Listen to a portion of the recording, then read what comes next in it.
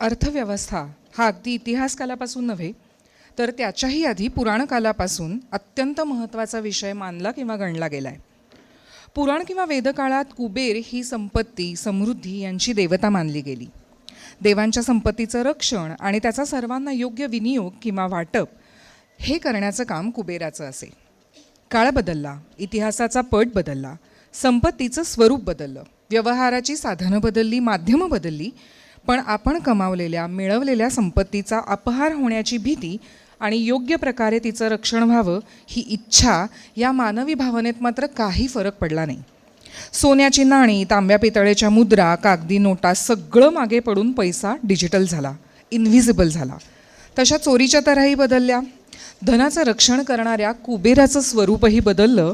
मला वाटतं आजच्या डिजिटल जगात हे कुबेर आपल्याकडे CA आणि फायनान्शियल ॲडवायझर्स म्हणून वावरतात आणि आपल्या संपत्तीचं रक्षण करण्याबरोबरच त्याचं संरक्षण करण्यासाठी आपल्यालाही सक्षम, सजग आणि सतर्क करतात. हाच आपला आजच्या कार्यक्रमाचा केंद्रबिंदू आहे. CA शिरीष देशपांडे लिखित, मिहाना पब्लिकेशन्सतर्फे निर्मित सायबर गुन्हेगारी आणि स्वसंरक्षण या पुस्तकाच्या प्रकाशन सोहळ्यात व्यासपीठावर उपस्थित सर्व मान्यवर, इथे आलेले तुम्ही सगळे पाहुणे, स्नेही, हितचिंतक, आपल्या सगळ्यांचं मनपूर्वक स्वागत. उच्च बुद्धिमत्तेची देवता असणाऱ्या श्री गणेशाच्या स्तवनाने कार्यक्रमाची आपण सुरुवात करूया. नमस्कार. पहिलाच वीकडे असूनही सगळे अत्यंत उत्साहाच्या भरात शिरीषजींवर प्रेम करणारे सगळे सुहृद आजचे मान्यवर इथे आलेले आहेत. व्यासपीठावर मी सर्व मान्यवरांना निमंत्रित करते आणि शिरीषजींना विनंती करते की त्यांनी घेऊन व्यासपीठावर यावं.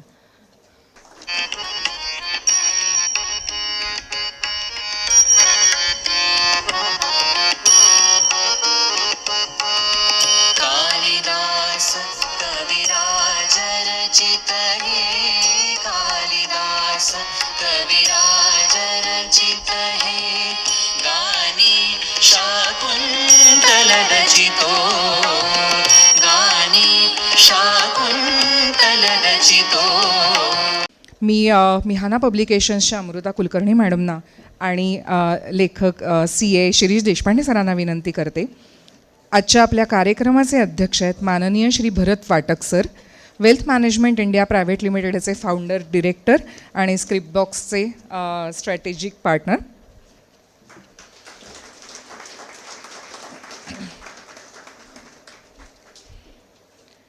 आजच्या कार्यक्रमाचे प्रमुख अतिथी आहेत माननीय श्री आनंद देशपांडे सर.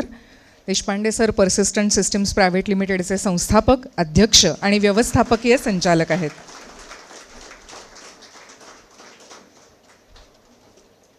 कार्यक्रमाचे विशेष उपस्थित अतिथी आहेत माननीय श्री मुकुंद लेले सर. लेले सर सकाळ मनी नावाच्या मासिकाचे संपादक आहेत.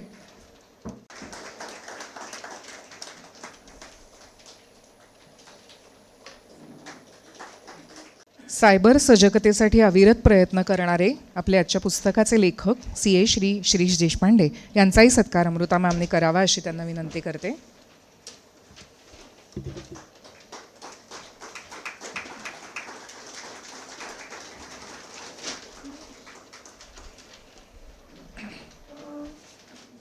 अनेकविध प्रकारचे साहित्य आणि वेगवेगळ्या असंख्य विषयांवरची पुस्तकं, ग्रंथसंपदा प्रकाशित करणाऱ्या मिहाना पब्लिकेशन्सच्या अमृता कुलकर्णी हे स्वतःसुद्धा एक बहुपेडी व्यक्तित्व आहेत. संस्कृत भाषेसाठी जगन्नाथ शंकरशेठ शिष्यवृत्ती प्राप्त केलेल्या अमृताताई गणित विषयात MSc आहेत. टीमवीच्या सर्व शालेय इंग्रजी स्पर्धांमध्ये मिळवलेल्या विशेष प्रावीण्याबरोबरच त्या ग्राफिक डिझायनर आहेत. बॉलिवूड साल्सा नृत्य पारंगत आहेत आणि सकाळ टाइम्ससाठी त्यांनी मॉडेलिंगसुद्धा केलं आहे. स्वतः नाही ताई मला सांगू देत थोडंसं. स्वतः अनेकविध कौशल्य मिळणाऱ्या अमृताताईंचा समाजाभिमुख दृष्टिकोन मोठा आहे जो कळायला हवा असं मला वैयक्तिकरित्या वाटतं. अशा समर्थ हातांमध्ये प्रकाशन असताना विषयांची बहुविधता असणारच. मी अमृताताईंना प्रकाशकीय प्रास्ताविक करण्याची विनंती करते. हे माझ्या एकटीचं यश नाही आहे, हे संस्थेचं यश आहे. कॉन्टिनेंटल प्रकाशनाला प्रदीर्घ 86 वर्षांची संस्था ही आहे. प्रदीर्घ काळ त्याला ग्रंथपरंपरेला लाभलेला आहे आणि त्याचंच एक छोटंसं पिल्लू असं आपण म्हणूयात. मिहाना पब्लिकेशन्स या नावाने 2018 साली सुरू केलेली आमची संस्था आहे. मी फारसं पुस्तकाविषयी आज बोलणार नाही आहे, कारण इथे एवढे दिग्गज बसलेले आहेत ज्यांनी पुस्तकामध्ये प्रस्तावनेपासून अभिप्रायापर्यंत सगळं लिहिलेलं आहे. पुस्तक नेमकं काय सांगतं आणि पुस्तक हे का छापावं, हे का वाचावं लोकांनी, असं एक प्रश्न मी शिरीष सरांना केला. ते मी मगाशी अस्मी बोलली त्याप्रमाणे मी रोटरीमध्ये आहे. रोटरीच्या थ्रू मी यूथ डिरेक्टर असताना त्यांच्याच मित्राच्या, अतुल गलांडे आज आले नाही आहे तिथे, त्यांच्या मित्राच्या वर्षात आम्ही रोटरीतर्फे मॉडर्न कॉलेज ऑफ इंजिनिअरिंगला AI आणि ML डिपार्टमेंटला हा प्रोग्राम केला होता, सायबर अवेअरनेस हा एक प्रोजेक्ट केला होता. त्यामध्ये मी इतकी इम्प्रेस झाले की हे यांनी सायबर अवेअरनेस का असावा हे सांगितलं, आणि त्या सायबर फ्रॉडची मी एक विक्टीम होते. म्हणजे स्वतः मला तो अनुभव आला होता आणि मी पटकन उचलून फोन कुणाला लावला तर पहिला ह्यांना लावला. हे एक पुस्तक प्रकाशनामागची माझी भूमिका होती अशी की सामान्य जनतेला अवेअरनेस हा टेक्निकली सगळं लिखित असतं, पण साध्या सोप्या भाषेत अजूनही कळलेला नाही आहे. आणि खूप लक्ष्मी आपण मिळवतो, पण ती जर टिकूच शकली नाही आपल्या असावधानतेमुळे तर काय होईल, असं मला एक मनात विचार येऊन गेला. आणि दुसरी गोष्ट, आम्ही पुस्तक प्रकाशन का केलं हे जसं मी तुम्हाला सांगितलं, तसंच शिरीषजी जेव्हा आमच्याकडे आले तेव्हा सगळ्याच गोष्टी प्रकाशकाला आणि प्रकाशकाच्या लेखकाला पटतात असं नाही. तर कव्हरपासून सुरुवात झाली. यशोधरानी कव्हर शेवटी ते मूर्त स्वरूपाला आणलं, कारण आम्ही एक 10 कव्हर्स याची बनवली, पण लेखकाला ते काही रुचत नव्हती. मग आम्ही म्हणलं की नाही, आपण साध्या सिम्पल कंटेंट देऊयात, परंतु त्याच्यातून एक मेसेज पोचला पाहिजे, अशी कव्हरची रचना आम्ही मुखपृष्ठाची केली.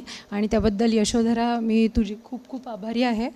तर मिहानातर्फे हे आज पुस्तक आपल्या हाती देताना मला असा विशेष आनंद होतो की ज्याला प्रस्तावना आनंद देशपांडे सरांची लाभलेली आहे, ब्लर्ब देखील आहे.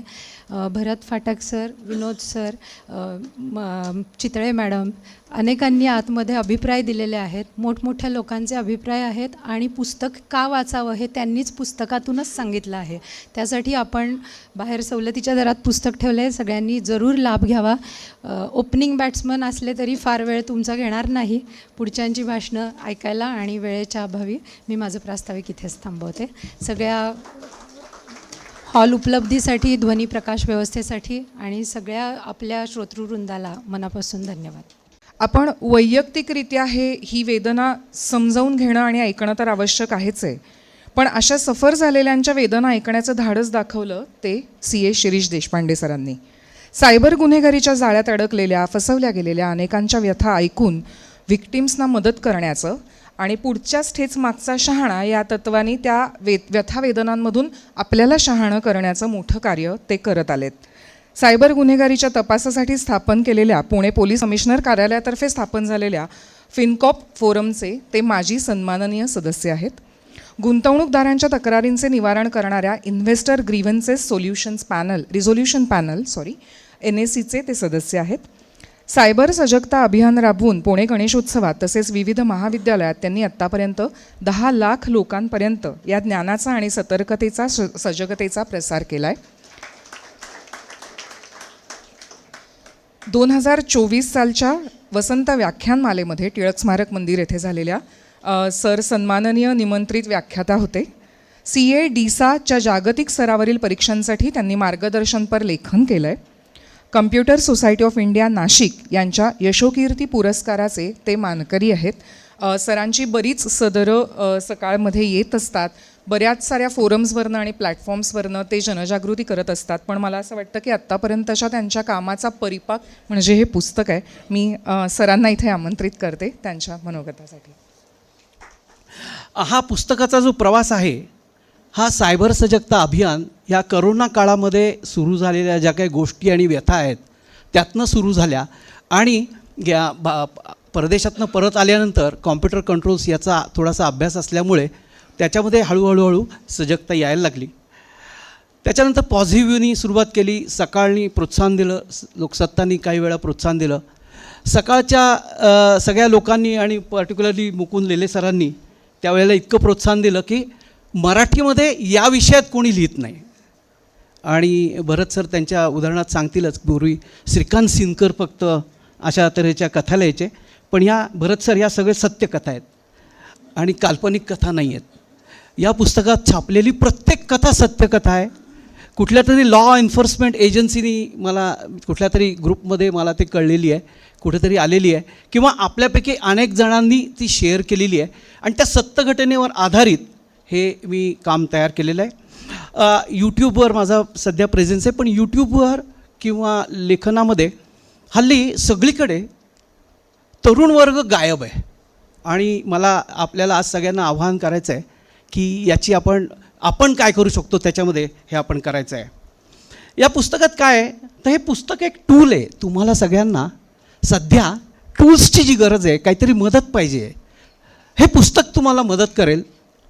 कुठल्याही तऱ्हेचा फ्रॉड जो या पुस्तकात छापलेला आहे तो का घडतो, गुन्हेगाराची मानसिकता काय आहे आणि माणूस कसा अलगद त्याच्या जाळ्यात सापडतो हे कळेल. आपली माहिती ऑलरेडी सगळी इंटरनेटवर आहे. आपण काय देत नाही आहे तर आपल्या मदतीशिवाय गुन्हा होऊ शकत नाही, ती शेवटची माहिती आपण त्याला देत असतो आणि तो ती हुशारीने गोड बोलून तुमच्याकडे काढत असतो. आणि तुम्ही असं लक्षात ठेवा की आपलं क्रेडिट कार्ड, आपले बँक डिटेल्स, आपल्या घरातल्या फॅमिलीचे मेंबर, हे सगळं आहे आणि आपण काही कमी असेल तर आपणहून व्हॉट्सअपवर टाकत असतो. आणि आज सगळ्यात महत्त्वाच्या 2 गोष्टी मी तुम्हाला सांगणार आहे की सगळ्या लोकांचं म्हणणं असतं की होतं का हे, हुशार लोकांच्याच बाबतीत का होतं, अज्ञानी लोकांच्याच बाबतीत काय होतं, तरुण लोक आणि ज्यांना कळतं त्यांच्याच बाबतीत का होतं. आणि बरेच लोक म्हणतात मी एवढा हुशार तरी पण झालं बा. त्याचं कारण आहे, त्याचं महत्त्वाचं कारण आहे की ॲमिगडाला हायजॅक होतो. ॲमिगडाला हायजॅक होतो म्हणजे काय तर आपल्या डोक्यामध्ये एक यंत्रणा इथे मागे बदामाच्या आकाराची, त्याला आणीबाणीची यंत्रणा म्हणतात.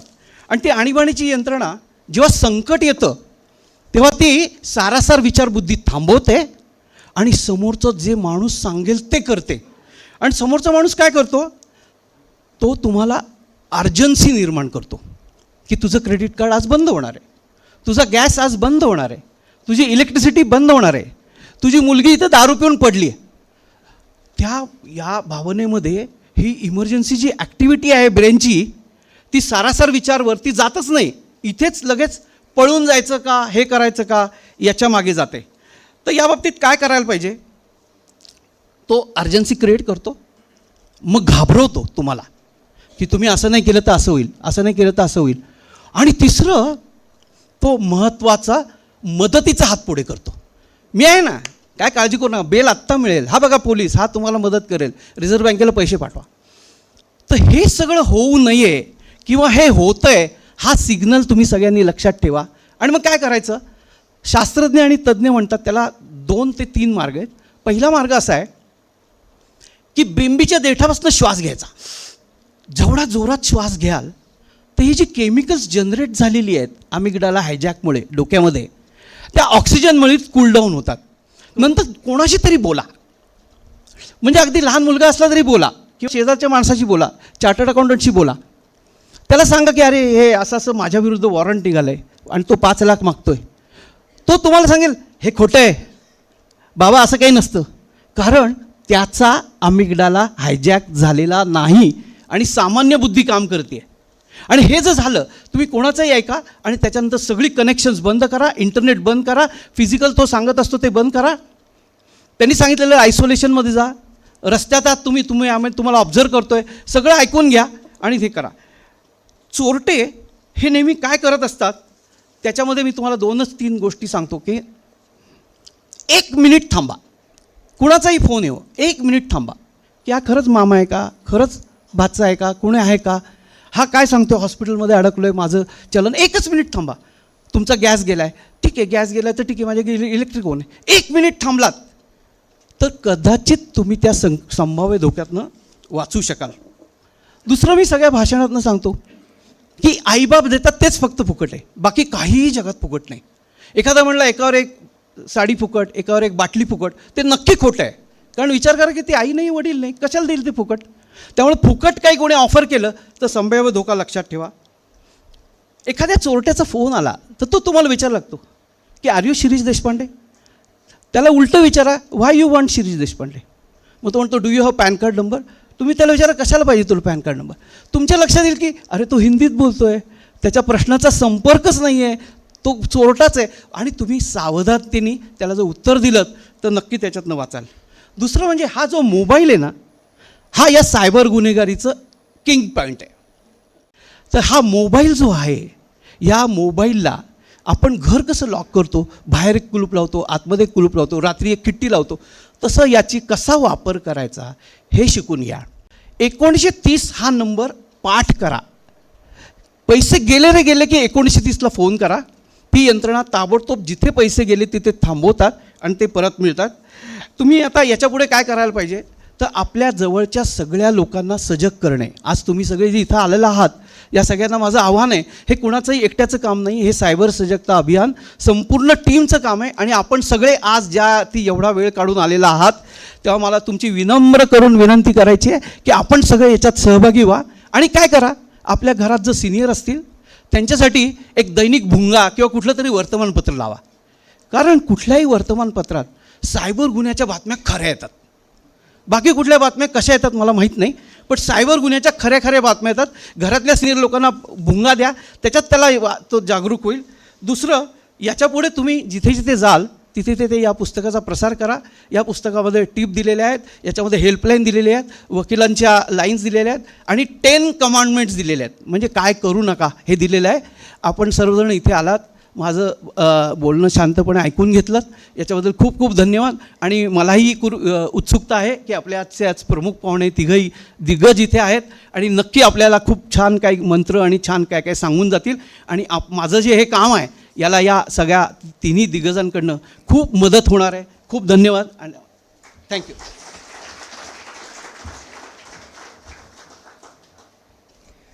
Thank you sir. मी आता व्यासपीठावर उपस्थित सगळ्या मान्यवरांना अशी विनंती करते की त्यांनी ग्रंथ अनावरण सोहळ्याला सुरुवात करावी.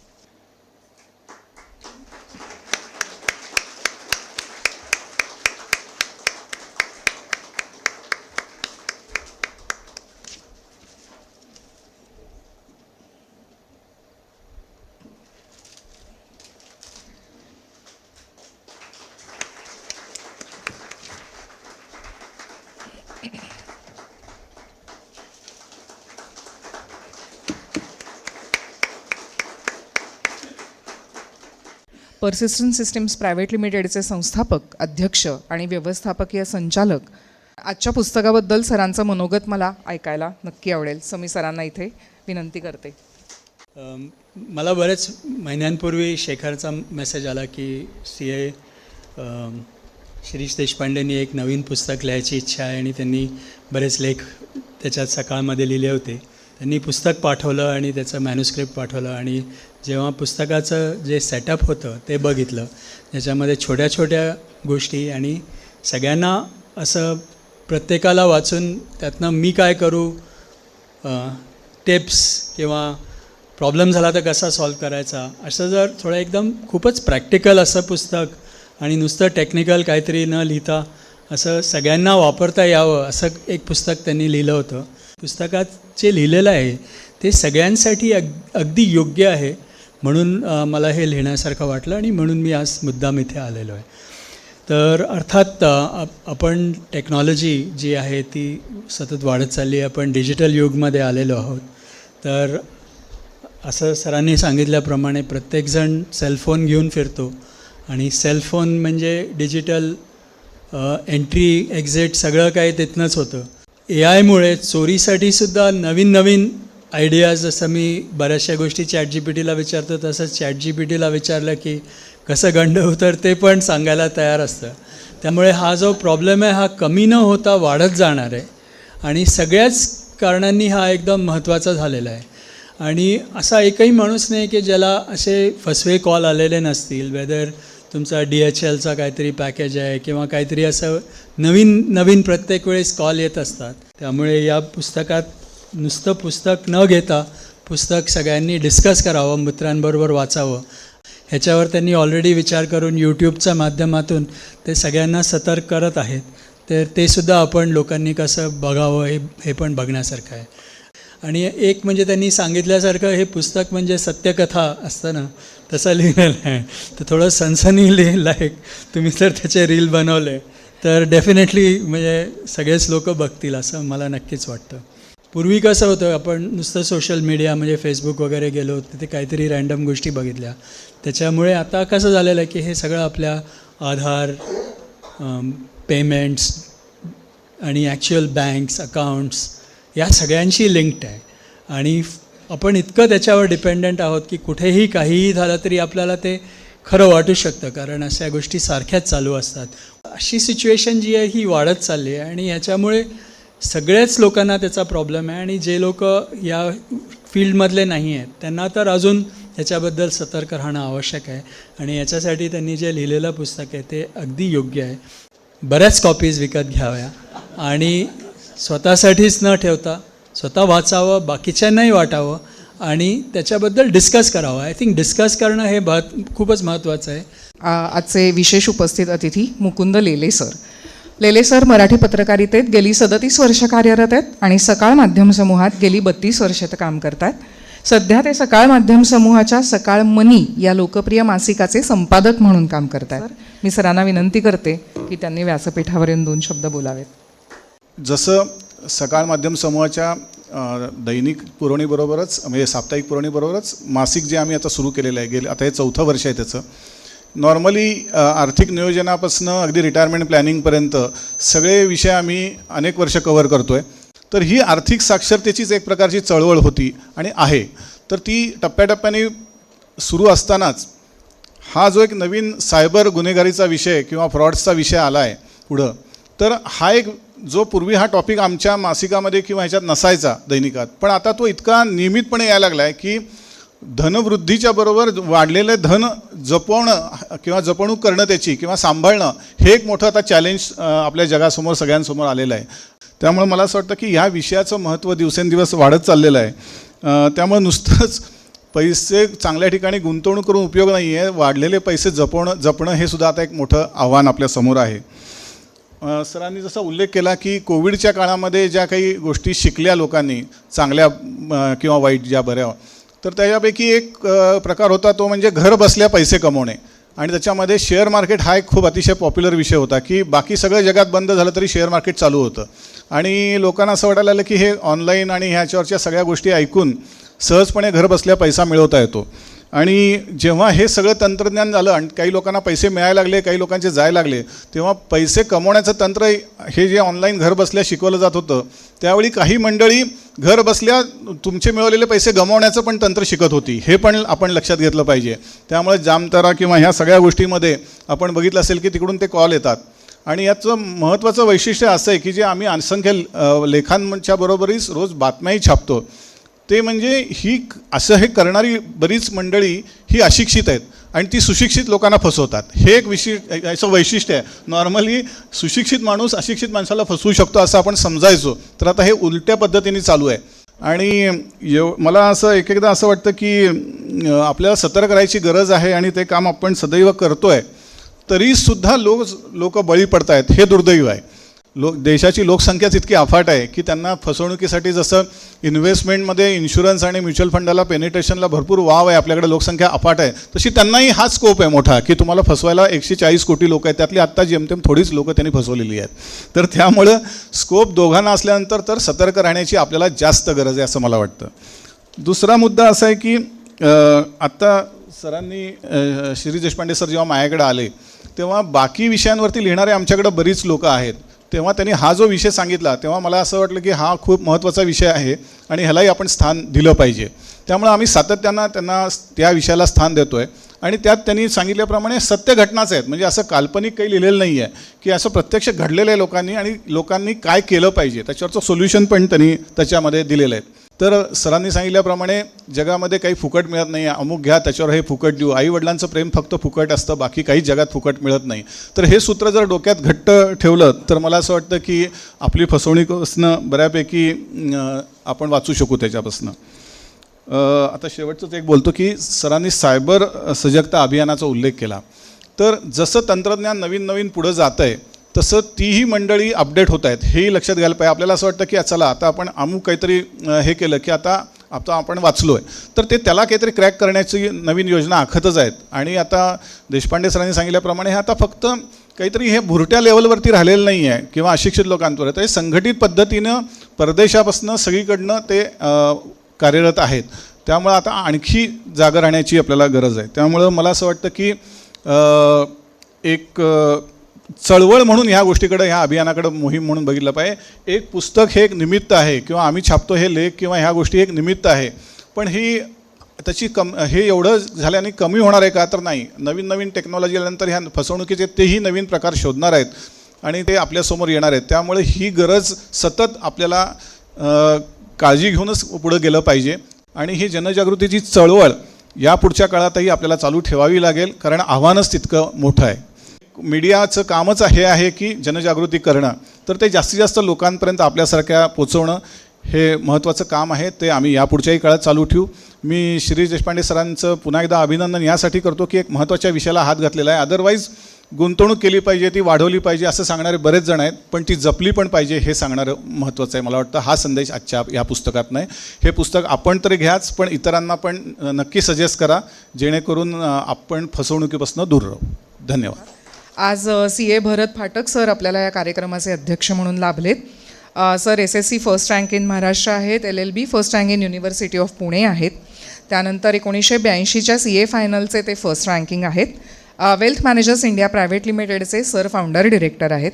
सर आर्थिक क्षेत्रामध्ये फायनान्शियल फील्डमध्ये गेली 40 वर्ष कार्यरत आहेत आणि त्यातली 30 वर्ष त्यांनी इन्व्हेस्टमेंट मॅनेजमेंटचंही काम बघितलं आहे. सर एका leading investment advisory firm sir चालवतात. त्यानंतर CNBC TV18 financial adviser award त्यांना मिळालेलं आहे आणि आता सरांनी स्क्रिप्टबॉक्सबरोबर एक स्ट्रॅटेजिक टायअप केलेला आहे. मी सरांना अशी विनंती करते की आपण इथे येऊन 2 शब्द बोलावेत. आणि देशपांडे सरांचे फाटक सर अत्यंत जवळचे मित्र आहेत. मला खूप कौतुक या गोष्टीचं वाटतं की पुस्तक वाचून एवढ्या वर्षांची मैत्री आणि आता पुस्तकावरचा सरांचा अभिप्राय प्लीज पुस्तकामध्ये वाचा. खूप योग्य शब्दात सरांनी त्याच्यावरती अभिप्राय दिला. एक मित्र म्हणून आणि मिहानाचे सल्लागार आहेत, मिहाना पब्लिकेशन्सचे सर आर्थिक सल्लागारसुद्धा आहेत. तर मला खूप कौतुक वाटतं की खूप मैत्री वेगळी ठेवून पुस्तकाबद्दलचा जो सरांनी अभिप्राय दिला तो निश्चितच वाचनीय आहे.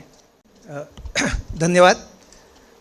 खरं कार्यक्रमाचा अध्यक्ष वगैरे असं मला काही सवय नाही आहे, पण शिरीष इतका जवळचा मित्र आहे. त्यांनी सुरुवातीला बोलताना सांगितलं की कुठल्याही कार्यक्रमाला माणसं जमवणं खूप अवघड असतं, पण जे सगळ्यांना अवघड असतं ते शिरीषला अवघड नसतं. आणि त्याची इतक्या वर्षाची जोडलेली माणसं आहेत की शिरीषचा साधा मेसेज आला, फोन पण नाही आला तरी ते सगळे निश्चित इथे येणार आहेत. सुरुवातीला पुराणातली काही गोष्टी सांगितल्या गेल्या की कुबेर कसा आहे आणि लक्ष्मीचं कसं तिथे संकलन केलं जातं, संरक्षण केलं जातं. पुराणात वाल्या कोळीची सुद्धा गोष्ट आहे आणि वाल्मिकी होण्याआधी वाटमारी करून रस्त्याने जाणाऱ्या माणसाला लुटणं हे वाल्या कोळीचं काम होतं. 1000 वर्षापूर्वी जेव्हा भारत, चीन आणि इजिप्त या 3 देशांमध्ये समुद्रमार्गाने सगळा व्यापार चालायचा, तेव्हा त्या व्यापाऱ्यांबरोबर आरमार असावं लागायचं, नाहीतर चाचे जहाजं लुटून तुमचा माल सगळा लुटून न्यायचं, त्यांचं नुकसान व्हायचं. तर वाल्या कोळ्यापासनं चार्ल्स सोभराजपर्यंत प्रवाशांना लुटणं ही एक सामायिक गोष्ट आहे. आणि जेव्हा इन्फॉर्मेशन हायवे होतो आणि हजारो नाही तर करोडो लोक ह्या इन्फॉर्मेशन हायवेवरनं प्रवास करायला लागतात, तेव्हा त्याची वाटमारी करणारे वेगळे लोक तयार होणं यात काही नवल नाही. डीप फेकसारखी गोष्ट आहे की माझ्या मित्राचा आवाजच नाही तर त्याची प्रतिमासुद्धा तयार करून, त्याची चलचित्रपट तयार करूनसुद्धा मला कोणतरी फसवू शकतं आणि त्यामुळे सतर्क राहण्याची खूप आवश्यकता आहे. कुठली लिंक क्लिक करू नका, अननोन नंबर दाबू नका. हे सगळे शिरीषनी त्याच्या पुस्तकामध्ये छोट्या छोट्या प्रकरणांमध्ये, म्हणजे हे 230 पानांचं पुस्तक आहे पण जवळजवळ 70 गोष्टी त्याच्यात लिहिल्या आहेत. कारण त्याला माहिती आहे की आजकाल अटेन्शन स्पॅन सगळ्यांचा कमी झाला आहे. व्हॉट्सॲपवरचा मेसेजसुद्धा पूर्ण न वाचता आपण फॉरवर्ड करायची आपल्याला सवय लागली. त्यामुळे खूप मोठा लेख लिहिला तर कोणी वाचणार नाही आहे. त्यामुळे या कथा आहेत, या रंजक आहेत असं नाही, पण भीतीदायकसुद्धा आहेत. ह्या सतर्कता करण्यासाठी शिरीषनी जे सांगितलं आणि त्याच्यात त्यांनी वेगवेगळ्या गोष्टी परत आपल्या भाषणातसुद्धा सांगितल्या की तरुण वर्ग आज हे वाचत नाही आहे, त्यांना तरुण वर्गापर्यंत पोचायचं आहे. गुन्हेगारांची मानसिकता आणि अडकणाऱ्यांची मानसिकता याच्याबद्दल पण त्यांनी सांगितलं. बरीचशी माहिती आपणच देतो, आपणच चोराच्या हातात किल्ली देतो आणि त्याला दीर्घ श्वास घ्या, 1 मिनिट थांबा, मोबाईल लॉक करा, याच्यासारख्या छोट्या छोट्या गोष्टी. पण ही शिस्त जर आपण स्वतःला लावली, ही सवय स्वतःला लावली. डॉक्टर आनंद देशपांडेंनी सांगताना सगळ्यांना वापरता येईल असं हे पुस्तक आहे. डिजिटल इकॉनॉमीचा जेवढा फायदा तेवढाच तोटा पण आहे, हे आपण ध्यानात ठेवलं पाहिजे. AI मुळे या प्रकारचे गुन्हे अजून वाढण्याची शक्यता आहे, त्याच्याबद्दल. आणि तरुण वर्गापर्यंत पोचण्यासाठी फक्त आवृत्ती नाही, हे पुस्तक दर 6 महिन्यांनी मला वाटतं परत नवीन आवृत्ती होईल, कारण त्याचा एवढा खप होणार आहे की नवीन आवृत्ती काढावीच लागेल. पण त्याच्यात रील्स पण करा. दुसरं, सगळ्यांच्या सांगण्यातनं आपला एकमेकांमधला संवाद वाढणार आहे, कारण प्रत्येकजण सांगतो आहे डिस्कस करा, फक्त स्वतःशी वाचून स्वतःसाठी ठेवू नका. जुन्या काळापासनं सगळीकडे शकुनी मामा आहेत, ते वेगवेगळ्या प्रकारचं मोहिनी अस्त्र वापरणार आहेत. त्याच्यापासनं सावधगिरी बाळगायची आहे, सतर्कता बाळगायची आहे, सजग राहायचं आहे. सकाळनी त्याचं चळवळ अभियान केलंच आहे, शिरीष त्याचं जास्तीत जास्त लोकांपर्यंत नेऊन पोचवतो आहे. पण तरीसुद्धा शेवटची एक गोष्ट सगळ्यांना सांगतो, रात्र वैऱ्याची आहे, जागे राहा. आणि नवीन पिढीतल्या लोकांसाठी TCGN, take care, good night. थोडा कार्यक्रमाचा शेवट येत चालला आहे, मी सारखी तिला व्यत्यय आणते, सॉरी अस्मी. परंतु 2-3 अगदी आमच्या जवळचे आणि पुस्तक निर्मितीला सहाय्यक ठरलेल्यांचे दोघा-तिघांचे मला सन्मान करावेसे वाटत आहेत. त्यापैकी एक अत्यंत महत्त्वाचा म्हणजे पुस्तक कशामुळे आपण अट्रॅक्ट होतो पुस्तकाकडे, कॉन्टेंट तर असतोच, पण मुखपृष्ठ. तर या पुस्तकाची मुखपृष्ठकार आपल्या घरचीच आहे, यशोधरा शिरीष देशपांडे, हिचा मी सन्मान करू इच्छिते. आणि पुस्तक निर्मितीत अजून एक सहाय्यक ठरलेले आमचे श्री पुरोहित सर, ज्यांनी पुस्तकाचं खूप बारकाईनं निरीक्षण करून संपूर्ण लेआउटिंग केलं आणि टेक्स्ट अजिबात चुकू नये, फ्लॉलेस व्हावं यासाठी ते प्रयत्न करत राहिले.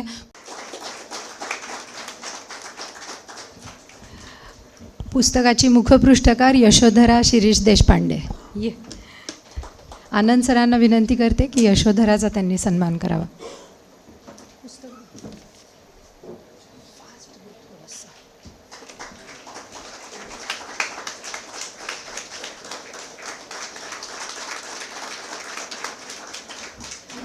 आणि last but not the list, आजच्या कार्यक्रमाला वेगळा खुमार आणणारी आणि आमची नवीनच झालेली मैत्रीण अस्मी अच्युते, ती ॲक्च्युअली डिजिटायझेशनमध्ये आहे आणि असं असून देखील ती हार्ड कॉपी पुस्तकाची एक वाचक आहे. तिच्या घरी 1000 पुस्तकांचा एक कपाट आहे आणि स्वतःची लायब्ररी आहे आणि ती प्रोफेशनली डॉक्टर आहे.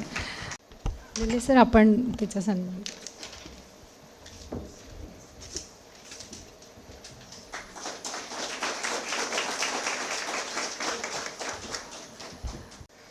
लक्ष्मी आणि सरस्वती एकत्र नांदत नाहीत असं पूर्वी म्हणायचे, पण आता मला वाटतं आहे की ह्या सगळ्या पुस्तकाच्या प्रकाशनानंतर ते विधान खोटं ठरवायची वेळ आली आहे.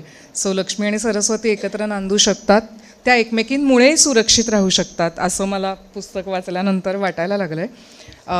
उपस्थित मान्यवर, आपण सगळेजण ह्या कार्यक्रमाला आलात आणि अत्यंत छान वेगळे पर्स्पेक्टिव्ह, वेगळ्या अँगलनी आमच्या सगळ्यांशी तुम्ही आज कनेक्ट झालात, बोललात, तुमचे अनुभव शेअर केलेत आणि मी म्हटलं तसं नाण्याच्या दोन्ही बाजू उलगडून तुम्ही दाखवल्यात. आपण सगळेजणं सगळे सुहृद, हितचिंतक, स्नेही आज या कार्यक्रमाला सोमवार असूनही आवर्जून उपस्थित राहिलात. विद्यार्थी सहाय्यक समितीचे पदाधिकारी ज्यांनी आपल्याला ही सगळी व्यवस्था अत्यंत उत्तम प्रकारे करून दिली, आज स्वयंसेवक या कार्यक्रमासाठी इथूनच आलेले आहेत, त्या सगळ्यांचे मनपूर्वक आभार मानते. मला अजून एक विशेष उल्लेख करायचा आहे, एकच मिनटं घेते. शेखर सहस्रबुद्धे सर आज इथे आलेत, देशपांडे सरांनी ज्यांचा उल्लेख केला त्यांचेही इथे आवर्जून उपस्थित राहिल्याबद्दल खूप आभार.